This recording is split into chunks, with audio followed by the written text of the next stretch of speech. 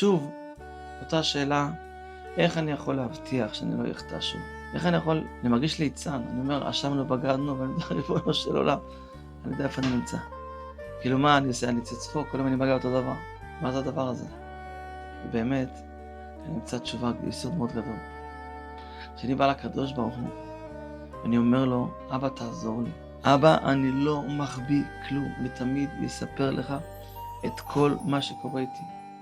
משל לבא דבר דומה. ילד, בחור, נמצא במוסד, והוא עשה דבר כנגד חוקי הישיבה, הוא נמצא במצב לא פשוט. אם המוסד או הישיבה תופסים אותו, הוא לא יכול להישאר בישיבה. זה דבר שמסוכן לציבור, דבר שיכול להדביק אחרים. אם זה דבר פרטי, אז זה דבר שיכול להדביק אחרים, אז אסור לשהות בישיבה. אבל מה יקרה באופן הפוך? שהבחור מעצמו בא לספר לרבנים שלו, אני התמכרתי לדבר לא טוב, אני נופל שם.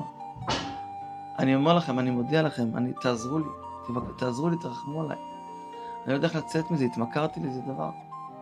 כשהבחור מעצמו בא לספר, אי אפשר להעיף אותו, אדרבה, רוצים לעזור לו. שמע, המוסד קיים לעזור.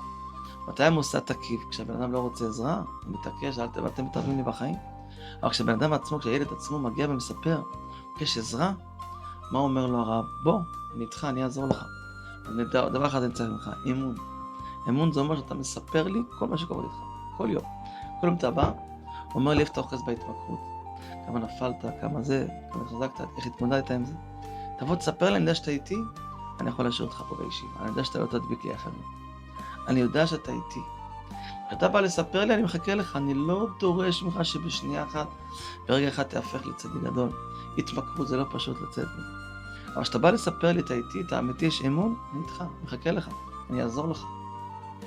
אדם בא לקדוש ברוך הוא, הקדוש ברוך הוא לא מצפה מאיתנו שבבת אחת נהפך לצדיקים גמורים.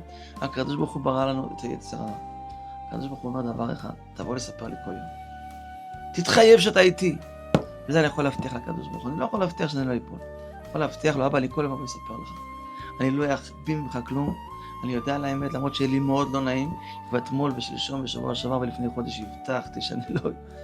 אני עדיין, אבא, אני אבוא לספר לך. יהיה לי לא נעים, אני אבוא לזה.